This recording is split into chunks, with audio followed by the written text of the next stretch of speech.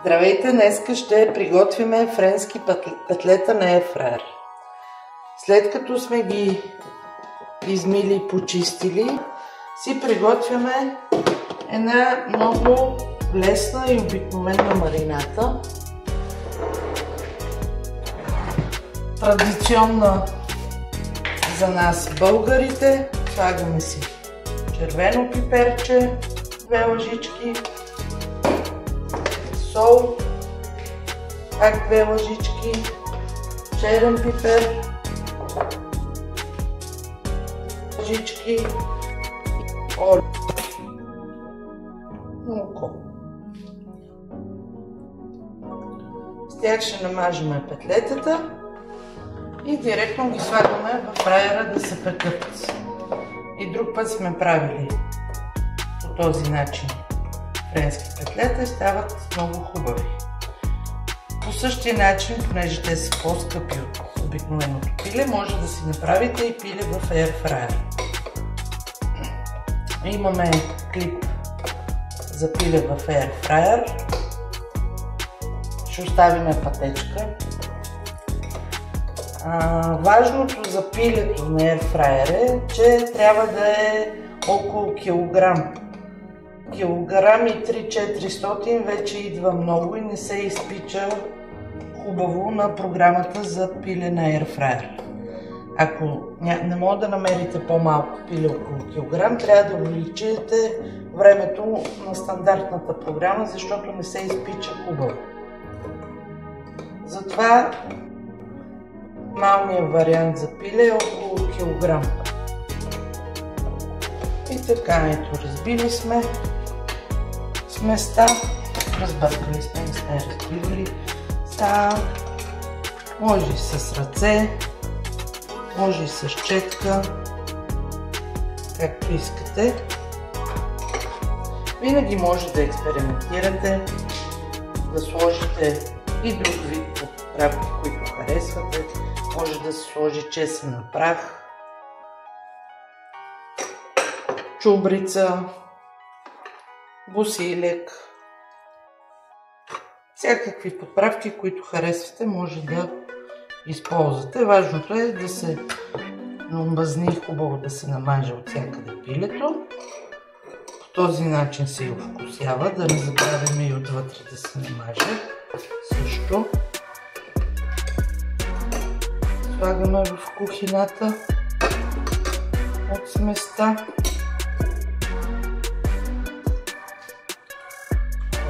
Намазваме и със стандартната програма на фрайера за печено пиле се изпичат чудесно. Намазваме второто пиле. Може и с ръце, и четка, както пожелаете. Няма някакъв стандарт правило. Важното е да е намазано от всякъде, за да може да се вкуси, кожата да стане хрупкава, а месото сочно. Бялото месо не изсъхва, не се изсушава при печене в фрайера, независимо какъв вид птици използвате, който също е един плюс да си приготвите пиле на фрайер. Важното е, когато слагаме пилетата, да са с бялото месо надолу. Програмата е 1 час и на половината от времето фрайера изписуква да ги обърнете. И пак казвам, бялото месо си остава сочно и не изсъхва. Тъй като ни остана марината, ще ги домажеме да са сочни и хрупкави.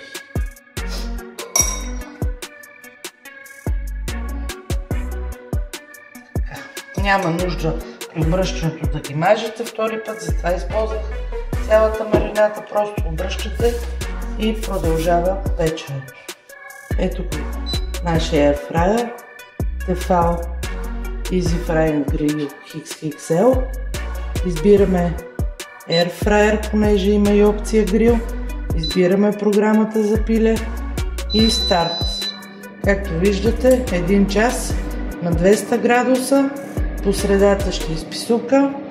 Вадиме ги, обръщаме ги и продължава печенето. Сега да направим и гарнитура към петлецата. По принцип, ако още не сте си купили фраер, е хубаво да помислите за варианта, който е с 2 кошници и по този начин едновременно ще може да сготвите и пилетата, и гарнитура. Програмата за петлецата е 1 час, вече са минали 3 минути, а програмата за картофи е 40 минути. Както имате само една кошница, трябва да направите едно от двете първо. То през това време ще изстине, докато се сготви второто. Затова препоръчвам вариант на фраер с 2 кошници, за да можете едновременно да готвите хем гарнитура, хем основно, или да приготвите по-голямо количество храна за повече хора. В случая, така или иначе сме си намазали тавичката, вече сме си омазали. Ще направим едни картофи, които са за Airfryer, но ще ги направим на фурната, докато се на обикновена фурна, докато се приготвя пилето. Затова следващия фраер ще е с 2 кошници. По принцип, за мен най-хубавите картофи са, които са wedges, защото са по-дебели, с кожа са и стават отвън хрупкави, отвътре меки и губкави. Изсипваме тавичката за някакво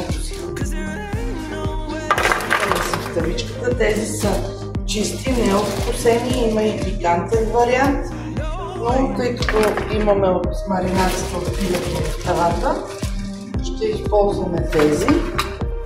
Не прекаляваме, за да могат да се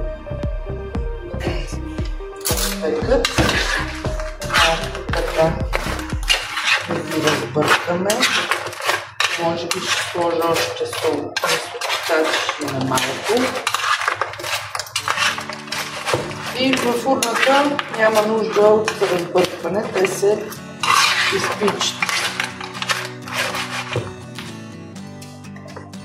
Малко сол добавим.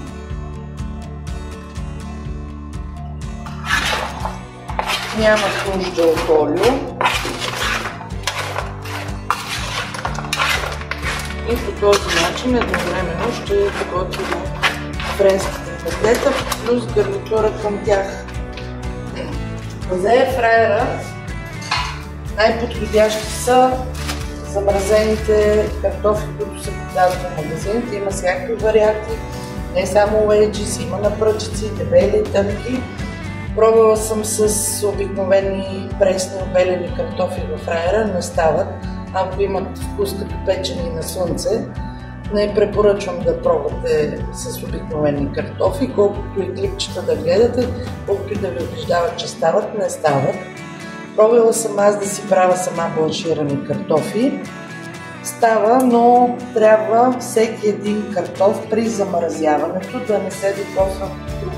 Фактически тази малка тавичка с тези картофи най-вероятно ще ви отнеме 2 чекмеджета в фризера, като се замръзят. После, след като се замръзят, могат да се съберат в едно пакетче, но в процеса на замразяване не трябва да се докосват картофите един до друг, иначе се получава една голяма буца картоф на 6 и не се изпичат и нищо не става.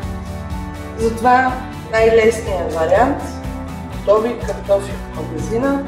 Хората си имат точни линии за производството им, така че не се мъчат от къщи. И сега слагаме картофите в фурната. Най-долна, поне моята фурна така пече, отгоре и отдолу с вентилатор, 200 градуса и ще ги наблюдаваме. Предполагам за 30-40 минути ще са готови. Имаме малко ще са готови преди пилето, има още 50 минути за френските петлета на фраера и след малко обяда ще готова.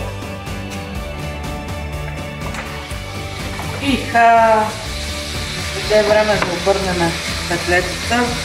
Вижте колко добре изглеждат. Видя и аз как ще се преборя с пръщането.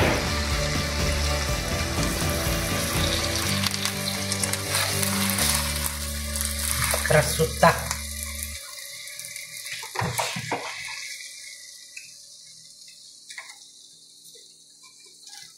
Сега се чува колко е хрупкава кожата. Много добре. Много добре. И връщаме да видим и картофките какво правят. Спекат.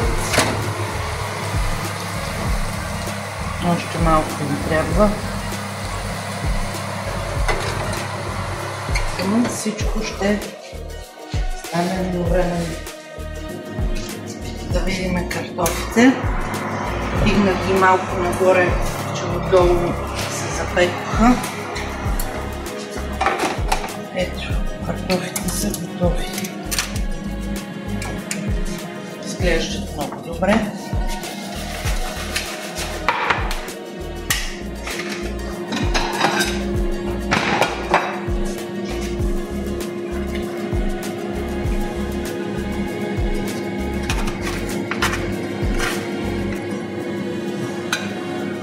Отвънка са хрупкави, отвътре са пухкави.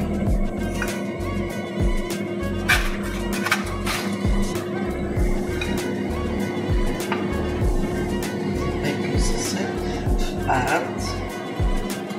Се вижда вътре колко са мекички. Картофите са готови. Имаме гарнитура. Остават още 17 минути на пилето. А то изглежда невероятно.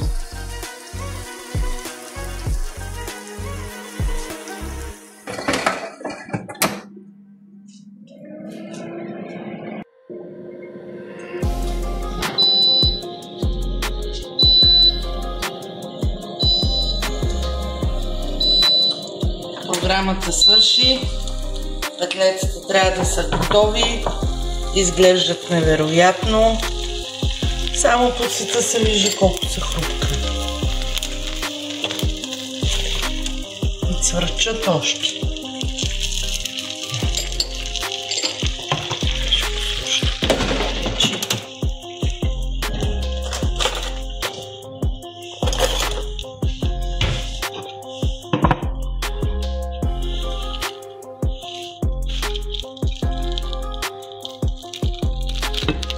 Чува се хрупкавата кожа. Месото се отделя от кокала. Опечени са със сигурност.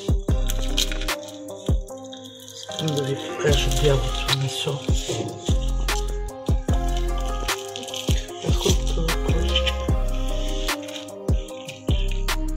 То също е сочно и не е изсъхнало. Едно петле достатъчно за един човек. Повече от едно е много. Слагаме от уеджи с картофките. В случая изпечени на фурна. Много хора ще кажат, тъй като може да си го сготвиш на фурната, за какво ти е фраер. Фраера, пак да кажа, не изсушава така пилето. И другото, което е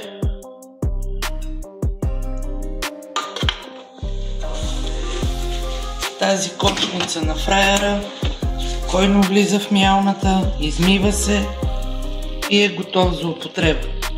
Повечето домакини знаят, че фурната се чисти по-трудно. Така, нашия обяд е готов. Топло още, ама като Джейми да пробвам. Много вкусно. Браво! Браво! И чаша бяло вино за обяда. Добър апетит!